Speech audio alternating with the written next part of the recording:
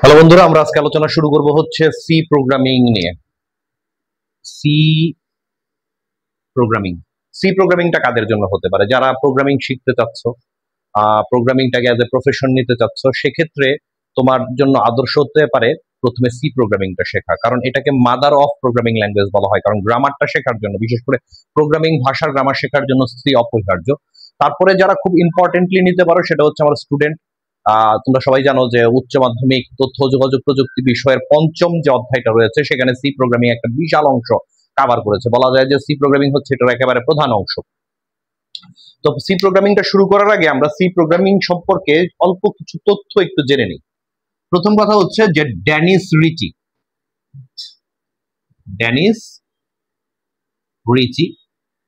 এই নামটা একটু জানা দরকার আমাদের, কারণ ডেনিস রিচি নামের একজন ভদ্রলোক, উনি সর্বপ্রথম এই সি প্রোগ্রামিংটাকে ডেভেলপ করেছিলেন। আচ্ছা, এটাকে কয়েকটা বৈশিষ্ট্য যদি বলি, যে এটাকে বলা হয় হচ্ছে উচ্চ স্তরের ভাষা।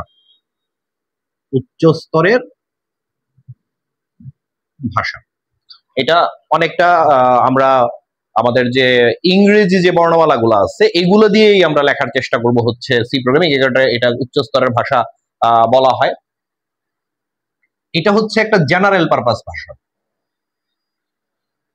জেনারেল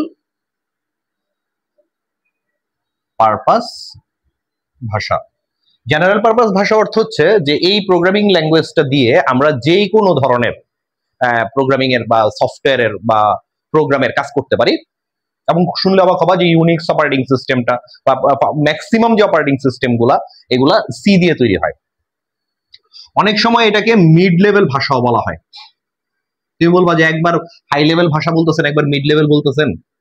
এটাকে মিড লেভেল ভাষাও বলা হয়, কারণ এই সি প্রোগ্রামিং এর মাধ্যমে তুমি উচ্চ স্তরের ভাষা এবং মেশিন লেভেল ভাষার দুইটার একটা, কারণ এটার মধ্যে bit byte addressing, memory location, এই বিষয়গুলো নিয়ে কথাবার্তা হয়, এই কারণে এটাকে মিড লেভেল ভাষা বলে।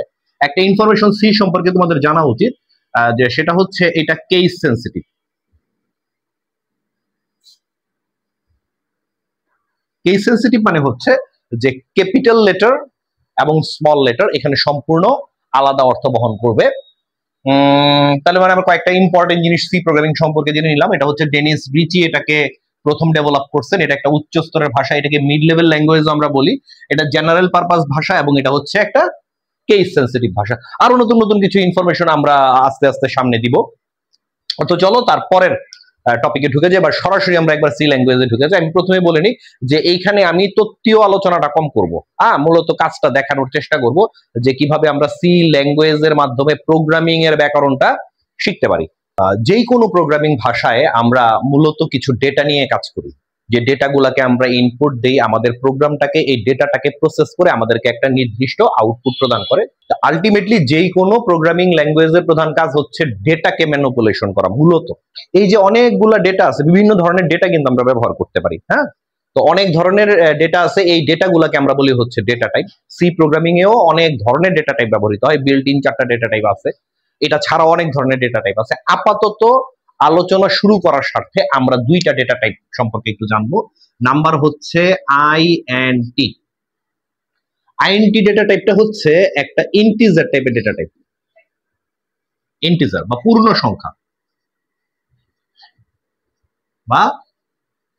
সংখ্যা আইএনটি দিয়ে বোঝায় হচ্ছে ইন্টিজার বা পূর্ণ সংখ্যা। এই ধরনের কিছু ডেটা টাইপ থাকতে পারে এই ধরনের। আবার আরেকটা থাকতে পারে হচ্ছে ফ্লোট। এটা হচ্ছে বলতে পারো ভগ্নাংশযুক্ত সংখ্যাগুলো।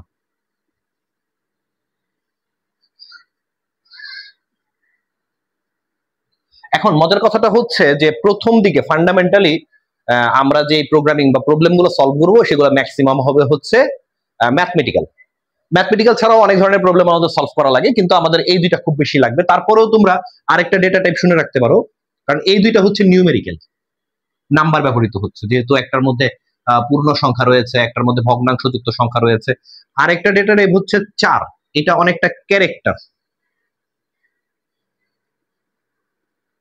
টাইপের, যে ওই যে এ বি সি ডি এই ধরনের ক্যারেক্টার গুলো যদি আমাদের ব্যবহার করার প্রয়োজন হয় তাহলে আমরা 4 ব্যবহার করব। একটা ছোট্ট জিনিস এটার পাশাপাশি আমরা একটু শিখে রাখবো, একটা শব্দ শিখে রাখবো, এটা আমাদের কাজে আসবে। এটাকে আমরা বলি হচ্ছে ফরম্যাট স্পেসিফায়ার।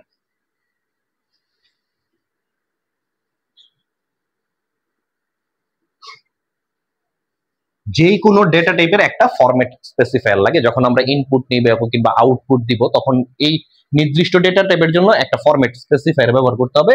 একটু মনে রাখি আমরা, যেমন ইন্টিজারের জন্য আমরা যে ফরম্যাট স্পেসিফায়ারটা ব্যবহার করি এটা হচ্ছে পার্সেন্টেজ ডি।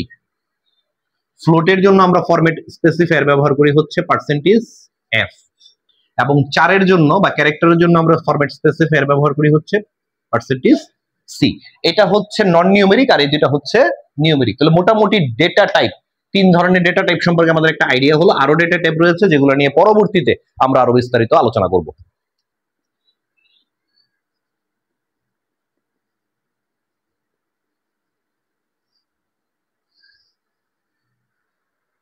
ডেটা টাইপের পরে আমরা যে বিষয়টা জানবো এটার নাম হচ্ছে চলক বা ভেরিয়েবল।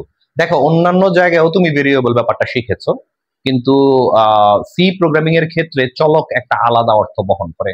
চলক বা ভেরিয়েবলকে সি প্রোগ্রামিং এ তুমি ধরতে পারো যে একটা ছোট বক্সের মতো বা একটা বাটির মতো, যেখানে তুমি কোনো একটা ডেটা রাখতে পারবা, কোনো একটা টাইপের ডেটা তুমি রাখতে পারবা। এটাকে আমরা চলক বা ভেরিয়েবল বলি। এটাকে যদি আমরা একটু ডিফাইন করে ফেলি যে চলকের ডেফিনেশনটা সি প্রোগ্রামিং এর ক্ষেত্রে কি হবে, তাহলে আমরা বলতে পারি যে এটা হচ্ছে একটা মেমোরি লোকেশন।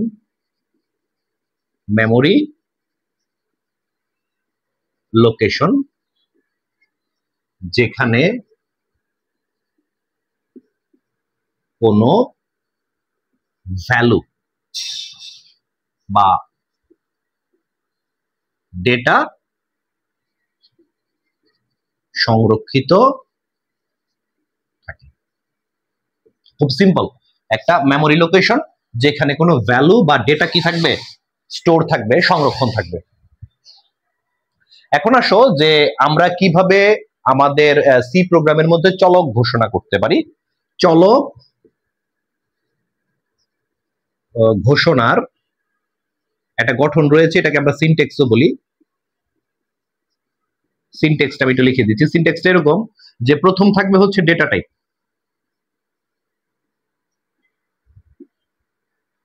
তারপরে হবে হচ্ছে ভেরিয়েবল নেম,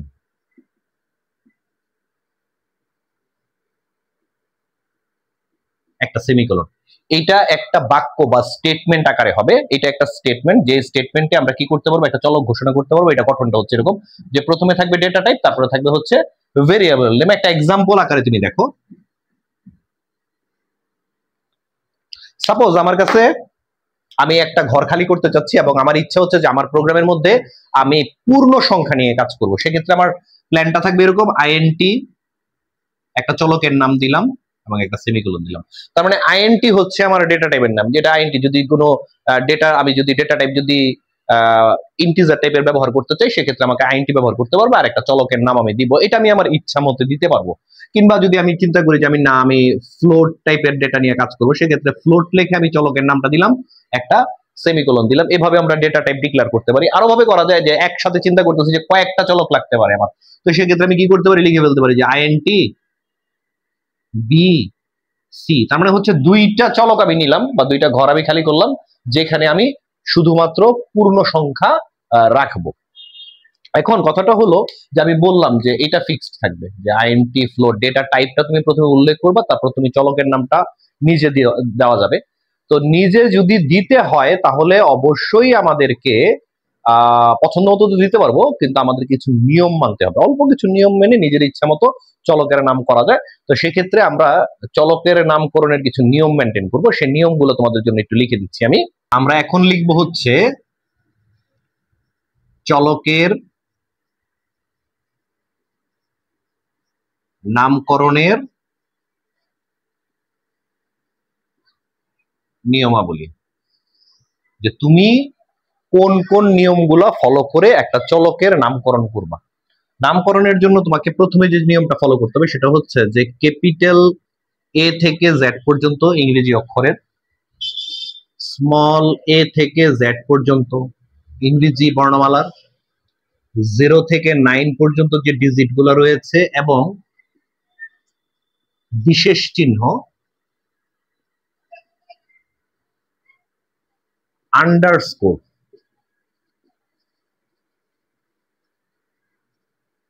যেটা এইভাবে আমরা লিখি যে নিচের দিকে যেরকম একটা দাগ থাকে ব্যবহার করা যাবে।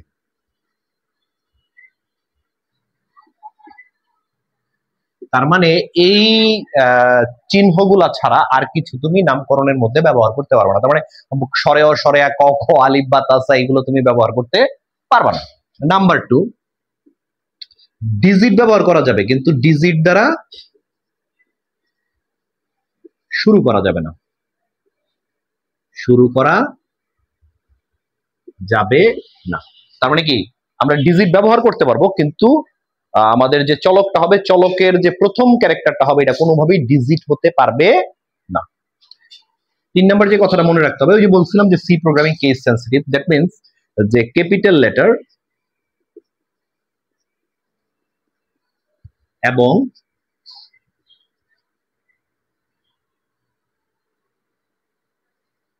স্মল লেটার সম্পূর্ণ আলাদা অর্থ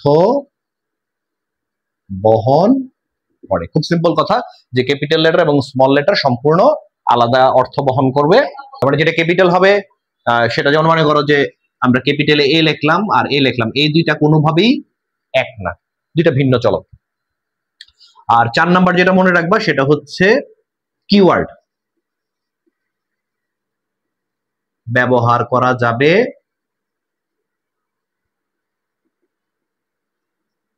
না। এই কিওয়ার্ড হচ্ছে কিছু সংরক্ষিত শব্দ, যে কোনো প্রোগ্রামিং ভাষার কিছু সংরক্ষিত শব্দ রয়েছে, একইভাবে সি এরও কিছু সংরক্ষিত শব্দ রয়েছে। এই শব্দগুলোর একটা নির্দিষ্ট মানে রয়েছে, এই কারণে এই শব্দগুলোকে তুমি চলক হিসেবে ব্যবহার করতে পারবে না। যেমন কোনো চলকের নাম তুমি এরকম লিখতে পারো না যে আইএনটি সেমিকোলন দিলাম, মানে এটা তুমি ব্যবহার করতে পারো না। আইএনটি একটা রিজার্ভ ওয়ার্ড বা একটা কিওয়ার্ড, এটা তুমি ব্যবহার করতে পারবে না।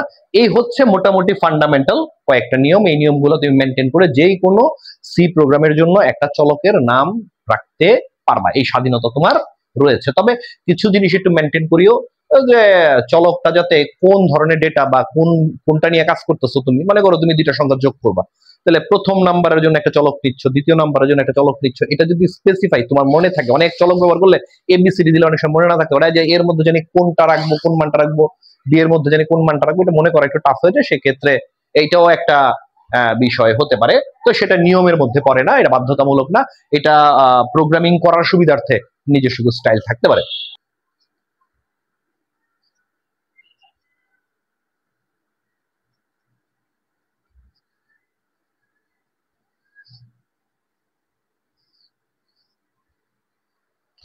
সি প্রোগ্রামিং করার জন্য খুব গুরুত্বপূর্ণ একটা টার্ম হচ্ছে অপারেটর। এই যে আমরা চলকগুলা জানি, এই চলকগুলার মধ্যে সম্পর্ক নির্দেশ করার জন্য আমরা কিছু চিহ্ন ব্যবহার করি, এই চিহ্নগুলাকে আমরা অপারেটর বলি। অপারেটর নিয়ে একটা বিস্তারিত আলোচনা করা যাবে, কিন্তু ইন জেনারেল আমরা কিছু চিহ্নের নাম আপাতত শিখে রাখবো, এগুলার কাজ কি, নাম কি, কোন কাজে ব্যবহৃত হয় এটা সম্পর্কিত জেনে রাখবো। কয়েকটা চিহ্নের আমি প্রথমে একটু লিখে ফেলি। যেমন মনে করো এটা আমরা যোগের জন্য ব্যবহার করবো, এই চিহ্নটা শুধু যোগ লিখি, হ্যাঁ, এই চিহ্নটা যোগের জন্য ব্যবহার করব। এটা বিয়োগের জন্য, নরমাল বীজগণিতের মতো। গুণের জন্য হচ্ছে এরকম একটা স্টার। এই চিহ্নটা হচ্ছে ভাগের জন্য। এই পার্সেন্টেজ চিহ্নটা আমরা ব্যবহার করব হচ্ছে ভাগ শেষের জন্য। দুইবার সমান দেওয়া মানে হচ্ছে আমরা যেটা বীজগণিতের সমান সমান হিসেবে কাউন্ট করি একটা সমানকে, এইটাকে এখানে দুইটা সমান দিয়ে ব্যবহার করতে হবে, তো এটাকে আমরা বললাম হচ্ছে সমান। অসমান লিখবো এইভাবে, একটা আশ্চর্যবোধক চিহ্ন দিয়ে একটা সমান দিলে এটা হবে হচ্ছে অসমান হিসেবে ব্যবহৃত হবে। ছোট, বড়, এই পাশেরটা বড় এই পাশেরটা ছোট, কিংবা ছোট অথবা সমান, বড় অথবা সমান। এই চিহ্নটা হচ্ছে এবং এর জন্য, এটা এবং। এরকম সোজা দুইটা দাগ থাকলে এটাকে আমরা বলি হচ্ছে অথবা। আর এই চিহ্নটা ব্যবহার করি হচ্ছে মান নির্ধারণের জন্য। একটা সমান মানে হচ্ছে মান নির্ধারণ। তো এটা কোনটা কোন ধরনের অপারেটর, এটার ক্লাসিফিকেশন আপাতত যাচ্ছি না। এই কয়েকটা অপারেটর আমরা প্রোগ্রামিং এ ব্যবহার করব আপাতত ফান্ডামেন্টালি। আরো পরবর্তীতে বিস্তারিত আলোচনায় আমরা আসবো। ইনিশিয়ালি কিছু জিনিস আমরা একটু জেনে রাখতেছি। এই চিহ্নগুলো মোটামুটি আমাদের জানতে হবে, যেগুলো নাকি আমরা কন্টিনিউয়াস আমাদের প্রোগ্রামিং এ একাধিক চলকের মধ্যে সম্পর্ক স্থাপনের জন্য বা ক্যালকুলেশনের জন্য এগুলা ব্যবহার করব।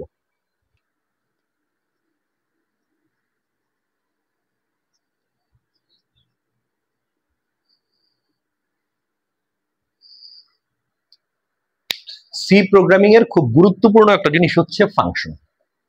ফাংশনটা এই কারণে গুরুত্বপূর্ণ যে যেহেতু আমরা বলতেছি সি একটা ভাষা, আমরা কিন্তু প্রথমে বলেছি সি হচ্ছে একটা ভাষা এবং এটা দিয়ে কিভাবে প্রোগ্রামিং করতে হয় সেটা আমরা জানবো। আর ভাষার কাজ কি, সে মূলত নির্দেশ দেয় এবং নির্দেশগুলো কাকে দেয়, কম্পিউটারকে নির্দেশ দেয়, তুমি এই কাজটা করো, তুমি ওই কাজটা করো। তো সেক্ষেত্রে আমরা বলতে পারি যে সি ভাষা যে ব্যাকরণটা, এটা আমরা শেখার চেষ্টা করতেছি এবং এটার জন্য আমরা বলতে পারবো যে ভাষার ভার্ব হচ্ছে ফাংশন। এটা দিয়ে কাজ বোঝাবে, কোন একটা কাজ বোঝাবে, ফাংশন দিয়ে কোন একটা কাজ বোঝাবে। আরেকটা জিনিস তোমাকে মনে রাখতে হবে যে সি প্রোগ্রাম ফাংশন ছাড়া হবে না। ফাংশন প্রধানত দুই প্রকার, একটাকে আমরা বলি হচ্ছে ইউজার ডিফাইন্ড ফাংশন, একদলকে বলি আমরা ইউজার ডিফাইন্ড ফাংশন, আর আরেক দলকে বলি হচ্ছে আমরা লাইব্রেরি ফাংশন।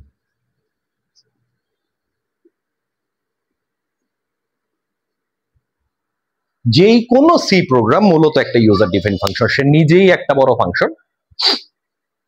যেইটা একটা ফাংশন হচ্ছে একটা প্রোগ্রাম, যখন এই প্রোগ্রামটা তুমি নিজে লিখবা, এই ফাংশনটা তুমি নিজে লিখবা, এটা কিভাবে কাজ করতেছে সেটাও তোমার জানা থাকবে, তখন এটাকে আমরা বলি হচ্ছে ইউজার ডিফাইন্ড ফাংশন। আবার কখনো কখনো কিছু অন্য ফাংশন তোমাকে ব্যবহার করতে হতে পারে, ওই ফাংশনগুলো মনে রাখবা কিছু সাব প্রোগ্রাম, কেউ একজন একটা ফাংশন বানায় রাখছে, একটা প্রোগ্রাম বানায় রাখছে, এটা কিভাবে কাজ করে তুমি জানো না, কিন্তু কি কাজ করে এটা তুমি জানো।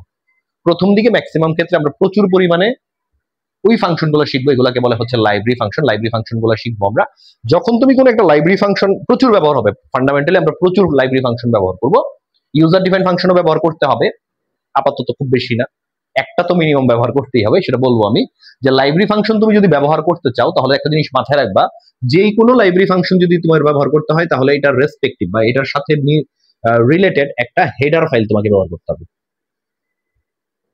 হেডার ফাইল তোমাকে ব্যবহার করতে হবে, বাধ্যতামূলক করতেই হবে। হেডার ফাইলগুলো হচ্ছে অনেকটা এরকম যে .h এক্সটেনশন যুক্ত একটা ফাইল, এগুলাকে আমরা হেডার ফাইল বলি। আর হেডার ফাইলটাকে তোমাকে সংযুক্ত করতে হবে হচ্ছে প্রি প্রসেসর ডাইরেক্টিভের মাধ্যমে।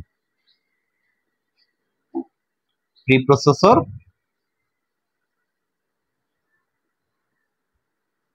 ডাইরেক্টিভ এর মাধ্যমে বা লেখা লাগবে প্রি প্রসেসর ডাইরেক্টিভের মাধ্যমে। তো এটা নিয়ে এত ওরিড হওয়ার কিছু নেই, কথাটা মনে রাখো, লাইব্রেরি ফাংশন ব্যবহার করতে হলে হেডার ফাইল সংযুক্ত করতে হবে, আর হেডার ফাইল সংযুক্ত করা হয় হচ্ছে প্রি প্রসেসর ডাইরেক্টিভের মধ্যে। আরেকটা কথা বললাম সেটা হচ্ছে ইউজার ডিফাইন্ড ফাংশন। একটা কমন ইউজার ডিফাইন্ড ফাংশন হচ্ছে মেইন ফাংশনটা। এরকম হয় যে এরকম একটা সেকেন্ড ব্র্যাকেট থাকে, ফার্স্ট ব্র্যাকেট থাকে, ভেতরে কিছু থাকতে পারে না থাকতে পারে, আর ফাংশনটা ক্লোজ হয় হচ্ছে দুইটা সেকেন্ড ব্র্যাকেটের ভেতরে অনেকগুলো ইনফরমেশন থাকতে পারে। এই মেইন সে হচ্ছে একটা ইউজার ডিফাইন্ড ফাংশন, আর একটা ইনফরমেশন হচ্ছে সে আবশ্যিক। সে আবশ্যিক বা সে কি বাধ্যতামূলক, মেইন থাকতেই হবে, মেইন ছাড়া কোনো আলাপ নাই। প্রোগ্রাম শুরুই হবে মেইন দিয়ে, তার একটা ইউজার ডিফাইন্ড ফাংশন দিয়ে। মেইন হচ্ছে আসো আমরা শুরু করলাম, তো মেইন লাগবেই, একটা ইউজার ডিফাইন্ড ফাংশন লাগবেই। আর আপাতত আমরা বিভিন্ন ধরনের লাইব্রেরি ফাংশন ব্যবহার করব। তো চলো কয়েকটা লাইব্রেরি ফাংশনের এক্সাম্পল আমরা দেখে ফেলি। যেমন প্রধানত আমাদের যে জিনিসগুলো লাগবে ইনিশিয়াল স্টেজে, কিভাবে ইনপুট নেওয়া লাগে, কিভাবে আউটপুট দেওয়া লাগে। তো চলো দেখি।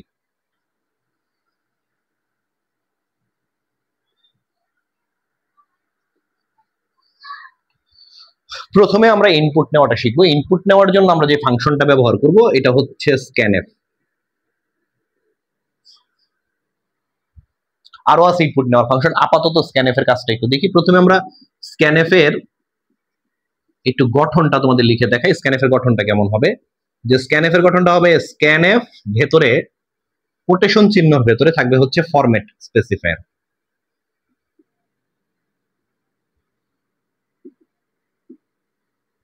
ডবল কোটেশন শেষ হবে, তারপর একটা কমা হবে, একটা এন্ড চিহ্ন হবে, ভেরিয়েবল নেম হবে, ভেরিয়েবল নেম হবে, ব্র্যাকেট শেষ হবে, একটা সেমিকোলন হবে, নিচে একটা স্টেটমেন্ট। একটা এক্সাম্পলের মাধ্যমে দেখো, আগে পরে ফুল প্রোগ্রাম না, জাস্ট একটা লাইন কিভাবে আমরা লিখতে পারি একটা এক্সাম্পল তোমরা দেখো। এরকম যে সাপোজ আমার কাছে একটা চলক আছে int a, তার মানে কম্পিউটারকে আমি নির্দেশ দিয়েছি তুমি এ নামের একটা ভেরিয়েবল বা একটা জায়গা খালি করো যেখানে আমি একটা পূর্ণ সংখ্যা রাখতে পারি। এখন আমরা ইউজারের কাছ থেকে এই প্রোগ্রাম কি করবে, একটা পূর্ণ সংখ্যা ইনপুট নিবে। সেই ইনপুট নিবে কিসের মাধ্যমে? scanf ফাংশনের মাধ্যমে। তাহলে আমরা লিখলাম scanf, আমরা জানি প্রথমে ডাবল কোটেশনের ভেতরে থাকবে ফরম্যাট স্পেসিফায়ার কার, যেখানে আমরা ডেটাটা রাখবো স্টোর করব ইনপুট নিয়ে তার ডেটা টাইপ কি int, তাহলে এখানে ফরম্যাট স্পেসিফায়ার কি হবে %d, কারণ আমরা জানি int এর ফরম্যাট স্পেসিফায়ার হচ্ছে %d। তারপরে একটা কমা দিব, একটা এন্ড চিহ্ন দিব, আর চলকের নাম কি a। এই হচ্ছে আমাদের কি ইনপুট নেওয়া। খুব ইজি না? ইনপুট নেওয়ার জন্য আমরা scanf ব্যবহার করব।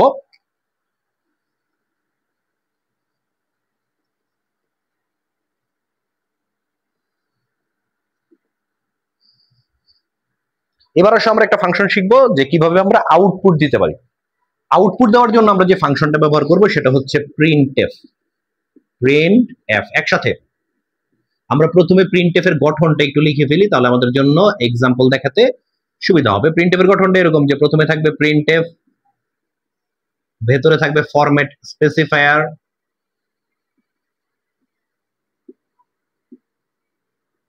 সেমিকোলন, তারপরে একটা কমা হবে, ভেরিয়েবল নেম, ব্র্যাকেট শেষ একটা সেমিকোলন। কাহিনীটা দেখো যে scanf আর printf দেখতে একই রকম, printf এর মধ্যে এন্ড চিহ্ন হবে না। চলো একটা এক্সাম্পলের মাধ্যমে আমরা একটু দেখি।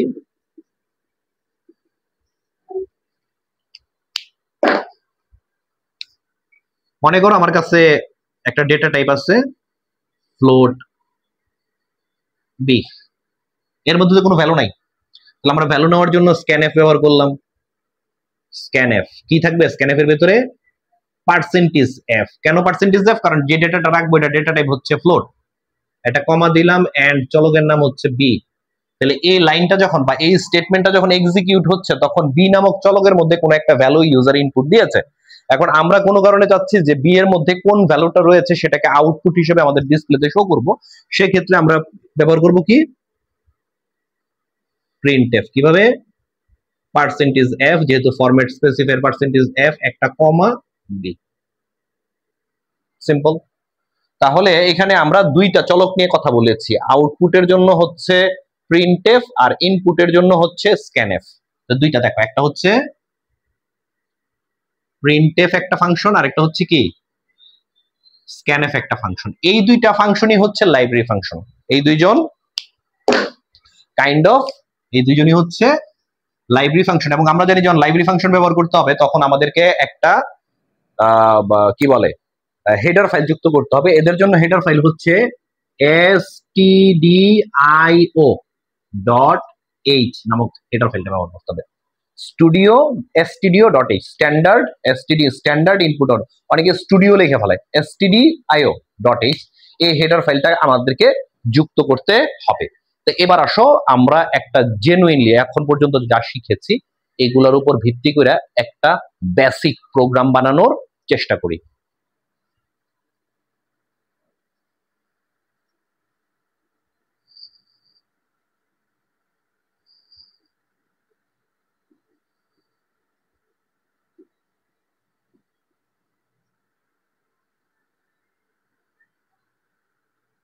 আমরা এখন তৈরি করব দুইটা সংখ্যার যোগফল নির্ণয়ের জন্য একটা সি প্রোগ্রাম। তাহলে কত কাহিনীটা খেয়াল করো।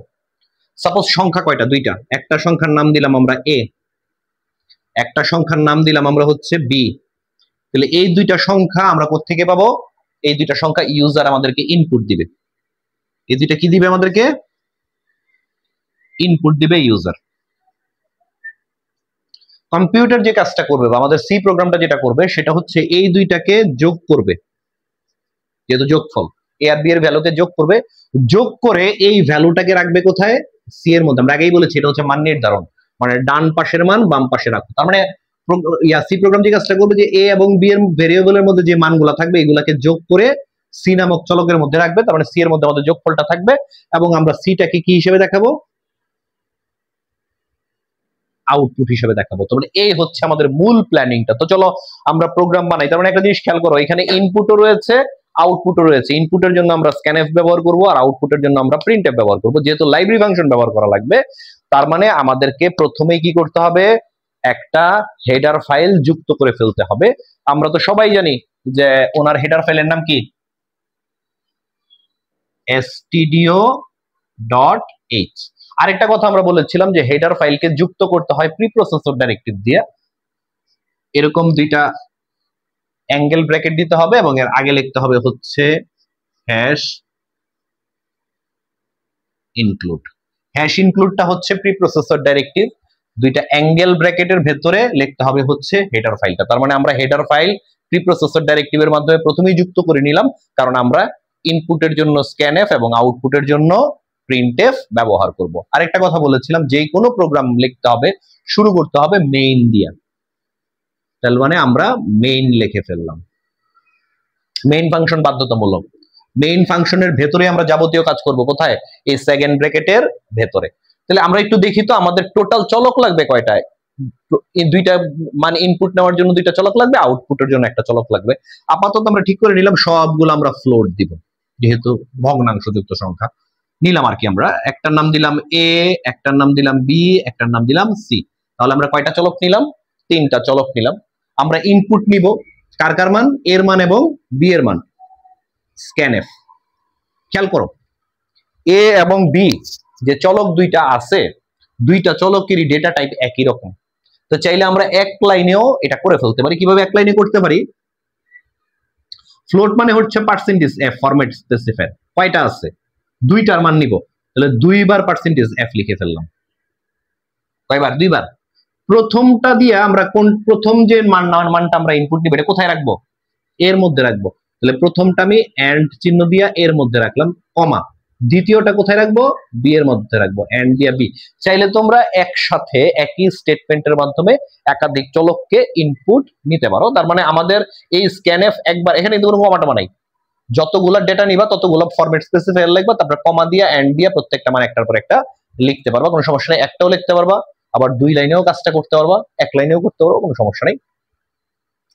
আচ্ছা, এখন যেটা কাহিনী দাঁড়াইলো, আমার কাছে এ এবং বি দুইটা মানই আছে। এখন আমি কি করব?